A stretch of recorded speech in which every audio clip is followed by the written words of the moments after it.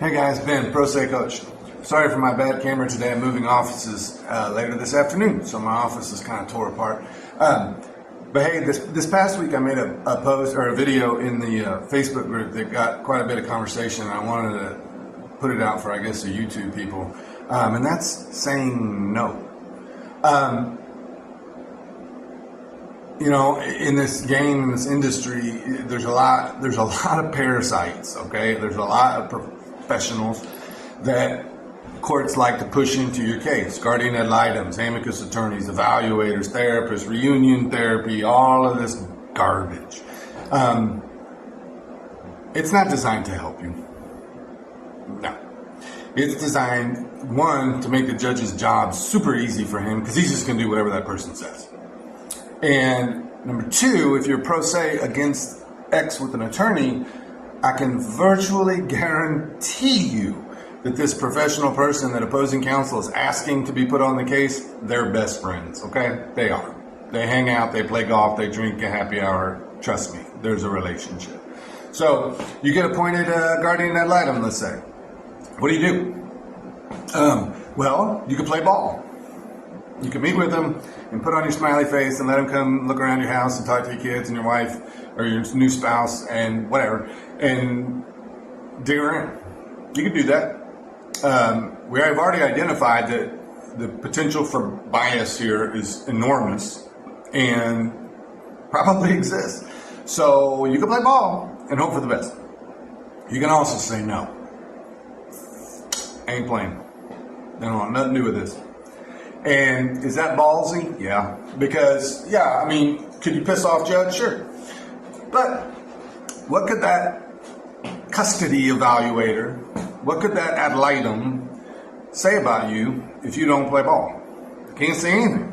I don't know. Ben refuses to talk to me, so I don't have much to say about nothing. Okay, so the whole thing is diffused. Yeah, you had to refuse, and everybody yelled at you for it, and you got scared and nervous because you're defying what you were told to do. They can't make you do anything. But so do you do it? And so, I don't know, the conversation spawned from somebody asking me what would I have done differently in my own story, which I won't bore you with the whole thing, but let's just say it just doesn't end well. Okay, it was 4 years of hell, and it didn't end well. And if I can look back, it didn't end well partially because I played ball the whole way, all the way through, and it damn near killed me. Yeah, I mean, legit. I went to the hospital, and like 4 times. If I could have done it over, I'd have said hell no. On day one, I'd have said no, I'm not doing this. In my case, my ex popped up with an allegation of concern. And so the concern was enough to then require me to be tested up to 5 times a day to prove I didn't do anything wrong. So I did it. And they told me it would be for 6 months. And so I did it. And I never had a problem, never failed nothing, didn't do anything wrong. And then the day after I was done, we had a new concern. And then there was more testing. I did that for almost 2 years. What did that get me? Nothing. So, I don't know, man. It's a hard decision, and I know it's one that you're going to wrestle with. But, man, I'm talking to you from in the future.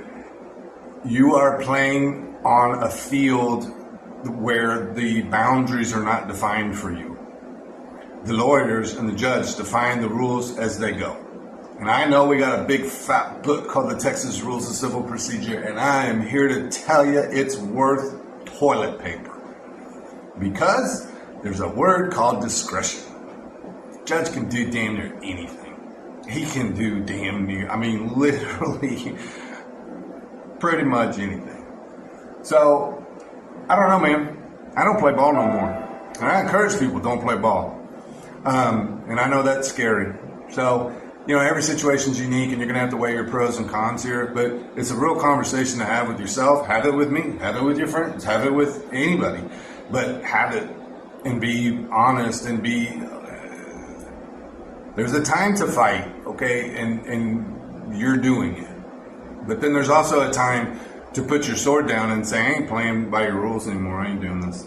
And yes, I understand that the worst outcome here is that you might not see your child for an extended period of time. And that's really not good. But back to me, 4 years of compliance, 4 years of kissing the ring, 4 years of saying, yes, sir, may I have another? And I have not seen my 15-year-old in almost 4 years. And I never did anything wrong. There was no witness ever produced against me, no evidence ever produced against me. I committed no crime. I did nothing. I have never been to jail. I owned several small businesses. I was very successful. I lived a very normal life. And I haven't seen my kid in 4 years. And then, according to him, it's all my fault. Because that's what he's been told. So, I don't know, man. I'm pushing 50, so I'm probably older than most of you, because most of you have younger children. So I'm talking to you from the future. Be very careful with complying. You ever want to talk about your situation? Reach out. ProSayCoachTX.com. I'd love to talk. Talk to you later. Bye.